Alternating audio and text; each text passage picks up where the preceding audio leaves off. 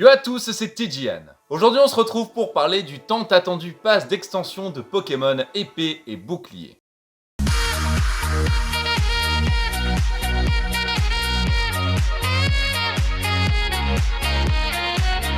A l'heure actuelle, les passes d'extension sont devenus un grand incontournable. C'est impossible d'acheter un jeu, ou du moins un des gros jeux, sans avoir un pass d'extension. Alors à quoi servent les passes d'extension? Déjà à augmenter l'expérience de l'utilisateur, avoir quelque chose de beaucoup mieux, beaucoup plus rempli, beaucoup plus fourni. Ça sert aussi à avoir un temps de jeu plus long et à faire en sorte que la durée de vie d'un jeu qui a été créé soit beaucoup plus longue. Et ça permet aussi également de rapporter plus de sous, forcément. Comme ils l'ont si bien noté sur la page de présentation, les terres sauvages n'étaient qu'un début. Alors tout d'abord, ce qu'il faut savoir sur ce pass, c'est qu'il est en deux parties qui ne sortiront pas en même temps et qui seront indépendantes l'une de l'autre. Ce pass donc vous donnera accès à ces deux parties et il coûtera 30 €. C'est quand même une somme assez conséquente quand on se dit que j'ai acheté le jeu 45 € et je veux juste deux extensions, enfin plutôt une double extension du jeu et ça me coûtera 30 €. Petit point particulier, ce pass d'extension n'est pas le même pour Pokémon épée ou pour Pokémon bouclier. La principale différence, ce sera certaines personnes que vous rencontrerez, mais aussi et principalement par exemple le rival que vous rencontrerez dans certaines régions,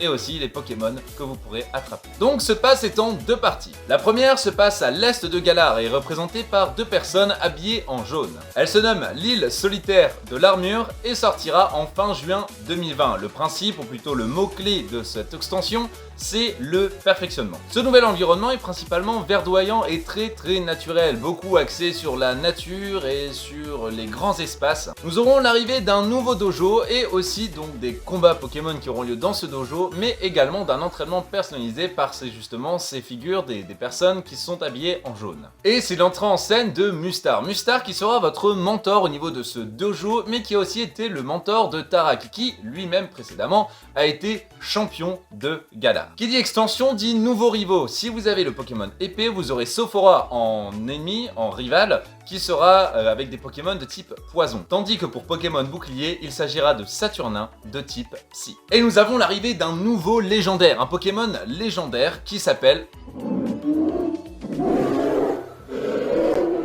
qui vous sera donné par votre nouveau mentor, Mustar. Et une fois l'entraînement terminé avec Mustar, votre Wushours se transformera en Chifours. Et ce Chifours a une particularité. En plus de pouvoir se dynamaxer, il a deux formes que vous pourrez choisir dans la suite de l'aventure. Ces deux formes sont l'école du point final, c'est-à-dire que votre Pokémon devient un Pokémon de type combat et ténèbres, ou alors l'école des 1000 points où votre Pokémon devient de type combat et eau. Alors en plus de ça, on a plusieurs fonctionnalités qui nous sont ajoutées. On a d'abord les combats en ligne, des nouvelles formes Gigamax pour votre trio de départ, et d'autres options et surprises qui amélioreront grandement votre expérience dans le jeu. Et en plus de ça, on obtient énormément de nouveaux objets de customisation, que ce soit au niveau des habits, des sacs à dos ou même une nouvelle forme pour le vélo. Alors qu'en est-il de la seconde partie? La seconde partie qui sortira donc en automne 2020. Il s'agit des terres enneigées de la couronne et elle est caractérisée par des personnages de couleur rouge. Alors cette deuxième partie du TLC sera principalement axée sur l'exploration, à tel point que justement vous serez mis à la tête d'un groupe d'exploration et vous pourrez comme ça partir à l'exploration de ce nouveau continent qui se situe au sud de Galar. Donc principalement le thème c'est la montagne, la neige, le blanc, et puis il y a aussi des temples, et puis apparemment un arbre géant qui n'a rien à faire là et dont il y aura des actions à faire avec. Et on a un nouveau légendaire qui s'appelle Silveroy et qui est vraiment classe. Vraiment on voit qu'il a une grande classe. On peut lire carrément la noblesse sur sa position, sa posture et son visage. Justement, dans cet univers d'exploration, vous pourrez inviter vos amis pour pouvoir découvrir des antres, ce qu'on appelle des antres, ce qui n'est pas à confondre avec les raids Dynamax. Même si au final, vous me direz, à la fin des antres, il y a quand même de toute façon un Pokémon qui est Dynamax et qui peut être aussi légendaire. En parlant des légendaires, justement, les légendaires que vous pourrez trouver à l'intérieur de ces antres sont très nombreux et correspondent aux anciens légendaires des anciens jeux Pokémon. Par exemple, on a Mewtwo, Ho-Oh, Kyogre, Groudon, Régis, Dialga, Palkia et beaucoup d'autres. En fait, à peu près tous les légendaires qu'on a pu rencontrer et qui étaient un peu le visage des jeux Pokémon précédents. Et on a plusieurs nouveaux Pokémon, dont deux que j'ai réussi à peu près à identifier, qui est de la famille des Regigigas, dont un qui est de type électrique et l'autre sera de type dragon. Après, on a une sorte de Sulfura avec des flammes rouges, un Articodin qui tire des lasers avec les yeux. Et encore une fois, on a énormément d'items qui vont arriver, des nouveaux habits, etc.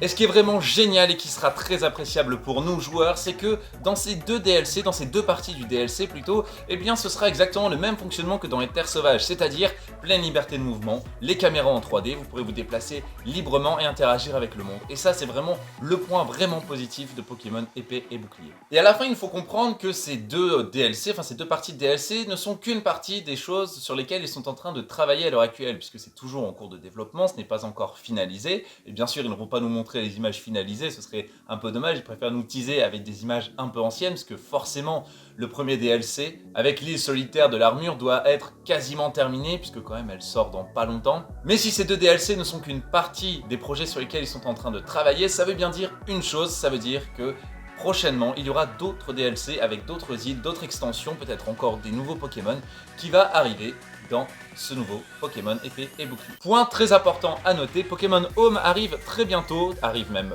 normalement début de cette année, et à mon avis, si dans Pokémon épée et bouclier rajoute encore plein de Pokémon comme ça, on pourra vraiment échanger tous les Pokémon de tous les jeux vers Pokémon Home et ensuite les transcrire vers Pokémon épée et bouclier. Et en soi, quand on se renseigne un peu sur Pokémon Home, on se rend compte que vraiment, à l'heure actuelle, il est fait pour les jeux tels que Pokémon Go et Pokémon épée et bouclier, sinon pour les autres, il est plutôt désavantageux d'utiliser Pokémon Home. Voilà les amis, vous avez maintenant toutes les informations sur les prochains passes d'extension de Pokémon épée et bouclier, du moins pour l'année 2020. Sur ce, je vous dis à très bientôt.